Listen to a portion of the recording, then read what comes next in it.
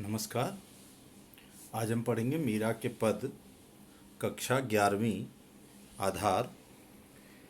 तो आइए पढ़ते हैं मीरा के पद। मीरा, जैसा कि हम सभी जानते हैं कि वो कृष्ण की दीवानी थी। कृष्ण को अंतर्मन से ही प्रेम करती थी बचपन से ही। जब उनकी माँ ने कृष्ण के बारे में, माँ से उन्होंने अपने कृष्ण के बारे में पूछा उनकी मूर्ति देख करके, तो उनकी माँ ने कहा कि ये हम सबके स्वामी हैं। तो स्वामी का अर्थ बचपन में उन्होंने पति लगा लिया था, जैसा कि अपनी माँ से अक्सर वो सुनती रही हैं। तो यहाँ भी स्वामी का अर्थ लगा करके उन्होंने पति, और बचपन से ही कृष्ण को अपना पति मान लिया। यही वजह कि उनका विवाह होने के बाद भी उन्होंने अपने पति को कभी भी पति नहीं माना और केवल कृष्ण को ही अपना पति मानती रही हैं। तो आइए पढ़ते हैं उन्हीं के रचना। थोड़ा सा पहले उनके बारे में जीवन परिचय हम थोड़ा पढ़ लें मीरा के बारे में। यहाँ ऊपर एक लिंक दिया हुआ है https करके gulab37blog.wordpress.com पर जा कर के भी आप इसके बारे में और जानकारी हासिल कर सकते हैं, लिखित जानकारी जो कि आपके और काम आएगी। तो यहाँ देखिए जीवन परिचय उनका है। कृष्ण भक्त कवियों में मीराबाई का प्रमुख स्थान है। उनका जन्म 1498 ईस्वी में मारवाड़ रियासत के कुड़की नामक गांव में हुआ था। उनका विवाह 12 वर्ष की आयु में चित्तौड़ के राणा सांगा के पुत्र कुंवर भोजराज के साथ हुआ था। शादी के 7-8 वर्ष बाद ही इनके पति का देहांत हो गया। इनके मन में बचपन से ही कृष्ण भक्ति की भावना जन्म ले चुकी थी, इसलिए वे कृष्ण को अपना आराध्य और पति मानती रही। इन्होंने देश में दूर दूर तक यात्राएं की। चित्तौड़ राजघराने में अनेक कष्ट उठाने के बाद ये वापस मेड़ता आ गईं। यहाँ से उन्होंने कृष्ण की लीला भूमि वृंदावन की यात्रा की। जीवन के अंतिम दिनों में वे द्वारका चली गई। माना जाता कि वहीं रणछोड़ दास जी के मंदिर की मूर्ति में वे समाहित हो गई। इनका देहावसान 1546 ईस्वी में माना जाता है। मीरा ने मुख्यतः स्फुट पदों की रचना की है। ये पद मीराबाई की पदावली के नाम से संकलित हैं। दूसरी रचना नरसी जी रो माहेरो है। साहित्यिक विशेषताएं क्या है? मीरा सगुण धारा की महत्वपूर्ण भक्त कवि थी। कृष्ण की उपासिका होने के कारण इनकी कविता में सगुण भक्ति मुख्य रूप से मौजूद है, लेकिन निर्गुण भक्ति का प्रभाव भी मिलता है। संत कवि रैदास उनके गुरु माने जाते हैं। इन्होंने लोकलाज और कुल की मर्यादा के नाम पर लगाए गए सामाजिक और वैचारिक बंधनों का हमेशा विरोध किया। इन्होंने पर्दा प्रथा का पालन नहीं किया तथा मंदिर में सार्वजनिक रूप से नाचने गाने में कभी हिचकिचाहट महसूस नहीं की। मीरा सत्संग को ज्ञान प्राप्ति का माध्यम मानती थी और ज्ञान को मुक्ति का साधन। निंदा से वे कभी विचलित नहीं हुई। वे उस युग के रूढ़िग्रस्त समाज में स्त्री मुक्ति की आवाज़ बनकर उभरी। भाषा शैली क्या है? मीरा की कविता में प्रेम की गंभीर अभिव्यंजना है। उसमें विरह की वेदना है और मिलन का उल्लास भी। इनकी कविता में सादगी व सरलता है। इन्होंने मुक्त गेय पदों की रचना की। उनके पद लोक व शास्त्रीय संगीत दोनों क्षेत्रों में आज भी लोकप्रिय हैं। इनकी भाषा मूलतः राजस्थानी है तथा कहीं कहीं ब्रज भाषा का प्रभाव है। कृष्ण के प्रेम की दीवानी मीरा पर सूफियों के प्रभाव को भी देखा जा सकता है। पहले पद में मीरा ने कृष्ण के प्रति अपनी अनन्यता व्यक्त की है तथा व्यर्थ के कार्यों में व्यस्त लोगों के प्रति दुख प्रकट किया है। वे कहती हैं कि मोर मुकुटधारी गिरधर कृष्ण ही उसके स्वामी हैं। कृष्ण भक्ति में उनके अपने कुल की मर्यादा भी भुला दी है। संतों के पास बैठकर उसने लोकलाज खो दी है। आंसुओं से सींचकर उसने कृष्ण प्रेम रूपी बेल बोई है। अब इसमें आनंद के फल लगने लगे हैं। उसने दही से घी निकालकर छाछ छोड़ दिया है, अर्थात बेकार की बातें। संसार की लोलुपता देखकर मीरा रो पड़ती हैं और कृष्ण से अपने उद्धार के लिए प्रार्थना करती हैं। दूसरे पद में प्रेम में डूबी हुई मीरा सभी रीति रिवाजों और बंधनों से मुक्त होने और गिरधर के स्नेह के कारण अमर होने की बात कर रही हैं। मीरा पैरों में घुंघरू बांधकर कृष्ण के सामने नाचती हैं। लोग इस हरकत पर उन्हें बावली कहते हैं तथा कुल के लोग कुल नाशनी कहते हैं। राणा ने उन्हें मारने के लिए विष का प्याला भेजा, जिसे उन्होंने हंसते हुए पी लिया। मीरा कहती हैं कि उसके प्रभु कृष्ण सहज भक्ति से भक्तों को मिल जाते हैं। अब यहाँ देखिए, एक यहाँ पहला पद है, देखिए, मेरे तो गिरधर गोपाल दूसरो न कोई, जाके सिर मोर मुकुट मेरो पति सोई। छाड़ दई कुल की कानी, कहा करी है कोई, संतन ढिंग बैठ बैठ लोक लाज खोई। आंसुअन जल सींच सींच प्रेम बेल बोई, अब त बेल फैल गई आनंद फल होई। दूध की मथनिया बड़े प्रेम से बिलोई, दधि मथ घृत काढ़ लियो डार दई छोई। भगत देख राजी हुई जगत देख रोई, दास मीरा लाल गिरधर तारो अब मोही। तो यहाँ देखिए, आपको पहले ही मैंने बताया कि वो क्या कहती हैं कि मीरा ने कृष्ण के प्रति अपनी अनन्यता व्यक्त की है तथा व्यर्थ के कार्यों में व्यस्त लोगों के प्रति दुख प्रकट किया है। यहाँ पद में आप देख ही रहे हैं कि कहती हैं कि मेरे तो गिरधर गोपाल, केवल गिरधर गोपाल, गिर को धारण करने वाले, गायों के पालन करने वाले ही मेरे हैं, दूसरों न कोई, दूसरा और कोई नहीं है। और पहचान बताती हैं, जाके सिर मोर मुकुट, जिसके सिर पर मोर का मुकुट है, मेरो पति सोई, वही मेरा पति है। छाड़ दई कुल की कानी, मैंने कुल की मर्यादा को छोड़ दिया। कहा करी है कोई, कोई मेरा क्या करेगा।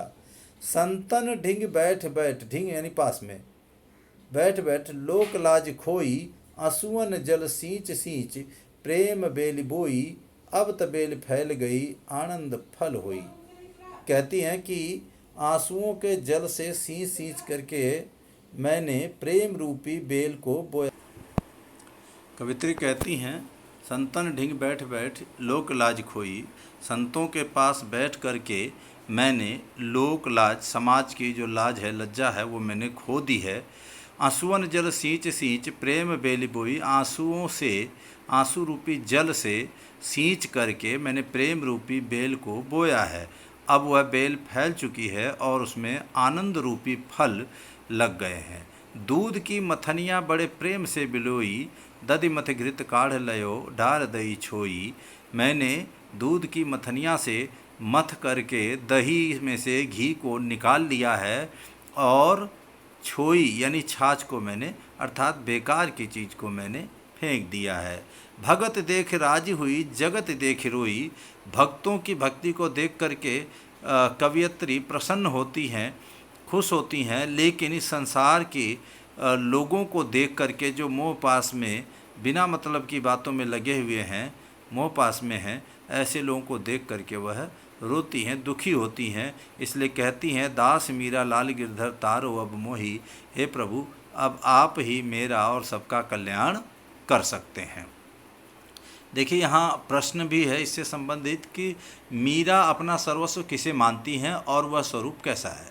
तो उत्तर है, मीरा कृष्ण को अपना सर्वस्व मानती हैं जिनके सिर पर मोर मुकुट सुशोभित है।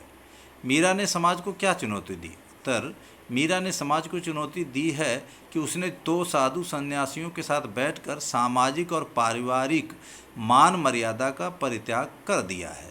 मीरा किसे देखकर प्रसन्न होती हैं तथा किसे देखकर रो पड़ती हैं। मीरा प्रभु भक्त को देखकर प्रसन्न होती हैं तथा संसार को देखकर रो पड़ती हैं। मीरा कृष्ण से क्या प्रार्थना करती हैं और क्यों। मीरा कृष्ण से अपना उद्धार करने की प्रार्थना करती हैं ताकि उन्हें मुक्ति मिल सके। अगला पद है, देखिए, पग घुंघरू बांध मीरा नाची, मैं तो मेरे नारायण सु आप ही हो गई साची।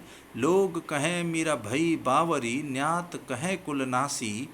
विष का प्याला राणा भेजा, पीवत मीरा हासी। मीरा के प्रभु गिरधर नागर, सहज मिले अविनाशी। कवित्री कहती है कि पग घुंघरू बांध मीरा नाची, पैरों में घुंघरू बांध करके मीरा नाचने लग जाती है, अर्थात जो आनंदा की अवस्था का वर्णन करती है, आनंद अवस्था का वर्णन करती है और अपने प्रिय कृष्ण को रिझाने का प्रयास करती है। कहती, मैं तो मेरे नारायण सु आप ही होगे साची। इतनी भक्ति में लीन है कि वह कहती है, मैं तो मेरे नारायण सु, मैं अपने नारायण यानी कृष्ण से भी सच्ची हो गई हूँ। उन्हें इस बात की कोई परवाह नहीं है कि लोग उनके बारे में क्या कहेंगे, और वह कृष्ण के सामने नाचती हैं। लोग कहें मीरा भाई, यही देख करके लोग उनको कहते हैं बावरी हो गई है, ये पागल हो गई है। और न्यात यानी नाते रिश्तेदार उन्हें कुल नासनी कहते हैं। यही बात सोच करके, इसी बात से मन में कुंठा रखते हुए जो उनके पति हैं उन्होंने उनको विष का प्याला दिया। उसे वो प्रसन्नतापूर्वक पी जाती हैं, उनका कुछ नहीं होता है। मीरा के प्रभु गिरधर नागर सहज मिले अविनाशी। हाँ, विष का प्याला राणा भेजा पीवत मीरा हंसी। वो पी जाती हैं और हंसती हैं, क्योंकि उन्हें लगता है कि ये संसार, ये लोग ये समझ ही नहीं पा रहे हैं कि मैं तो मेरे नारायण सु आप ही होगी साची, यानी मैं और मेरे और नारायण के बीच में कोई अंतर नहीं रह गया है। तो ऐसे में इस विष के प्याले से मेरा क्या होगा, इसलिए वो हंसती हैं। आप कबीर जी का एक दोहा याद करें तो उसमें भी वो कहते हैं, जब मैं था तब हरि नहीं, अब हरि हैं मैं नाही। यानी अब हरि उनके अंदर ही हो गए हैं और मैं हट गया है। तो जब कबीर और प्रभु में अंतर नहीं, वैसे यहाँ पर मीरा और कृष्ण में अंतर नहीं रह गया है, तो उनके ऊपर फिर जहर का कोई असर नहीं पड़ेगा।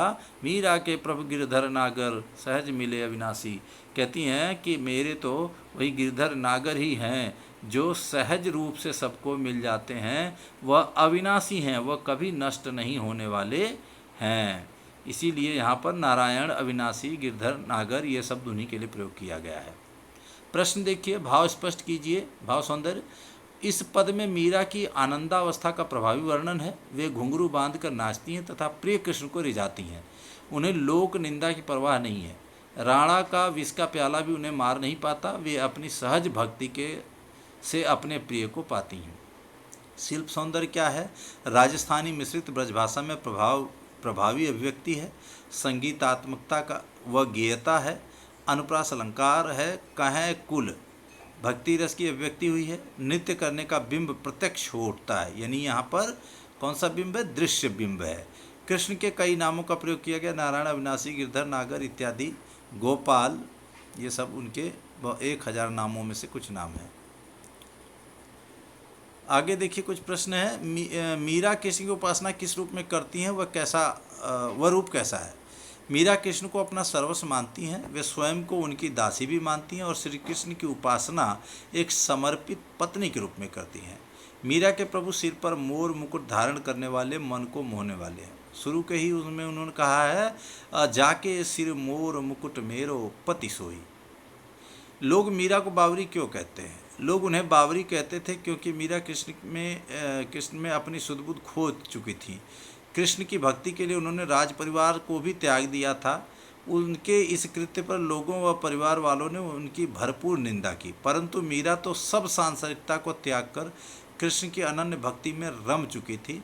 मीरा की अनन्य कृष्ण भक्ति की इसी पराकाष्ठा को बावलेपन की संज्ञा दी गई है। विष का प्याला राणा भेजा पीवत मीरा हंसी, इसमें क्या व्यंग्य है? मीरा की कृष्ण भक्ति के कारण उसके पति परेशान रहते थे। उन्हें अपनी कुल की मर्यादा खतरे में मालूम पड़ती थी। अतः उन्होंने मीरा को मारने के लिए जहर का प्याला भेजा और मीरा ने भी उसे हंसते हंसते पी लिया, परंतु कृष्ण भक्ति के कारण जहर मीरा का कुछ न बिगाड़ पाया। इस तरह यहाँ पर विरोधियों पर व्यंग किया गया है। वे कुछ भी क्यों न कर लें, ईश्वर भक्ति करने वालों का बाल भी बांका नहीं कर सकते। मीरा जगत को देख करके क्यों रोती हैं? यह पहले भी प्रश्न आ चुका है। मीरा संसार में लोगों को मोह माया में जकड़े हुए देखकर, जैसा कि काव्यांश समझाते हुए मैंने आपको बताया था, मीरा के अनुसार संसार के सुख दुख में ये सब मिथ्या है। मीरा सांसारिक सुख दुख को असार मानती हैं। उसे लगता है कि किस प्रकार लोग सांसारिक मोह माया को सच मान बैठे हैं और अपने जीवन को व्यर्थ गंवा रहे हैं, और इसी कारण वे जगत को देखकर रोती हैं। तो इसी के साथ धन्यवाद। आशा है आप लोगों को मीरा का ये दोनों पद समझ में आए होंगे। इन्हीं शब्दों के साथ धन्यवाद।